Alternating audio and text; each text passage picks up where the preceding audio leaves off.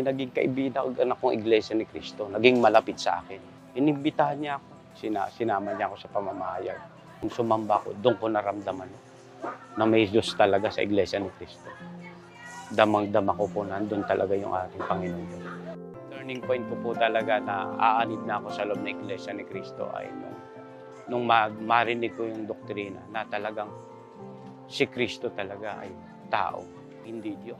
Nalalaman ko rin nung pag-uusig na ginagawa ko sa kanila nung ko na-realize na hindi pala totoo. Yung ginagawa ko mismo, ako na mismo nakararanas ngayon.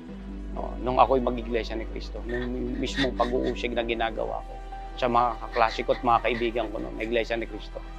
Yung mga katanungan na tinatanong ko, sa akin na rin tinatanong ngayon. At yung mga kasagot ang hinahanap nila, ako na rin ang sumasagot ngayon. Doon ko napatunayan na Iglesia ni Cristo talaga. Tunay na reliyon.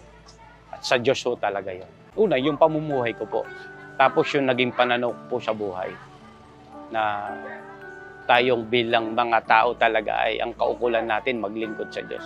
Dati ang buhay ko talagang dito lang eh. Ngayon, nagkaroon ng kabuluhan mula nung malaman ko na tayo bilang Iglesia ni Cristo pala eh, ang kaukulan natin bilang tao, una, paglingkuran ng ating Panginoon Diyos. Hindi para mabuhay lang.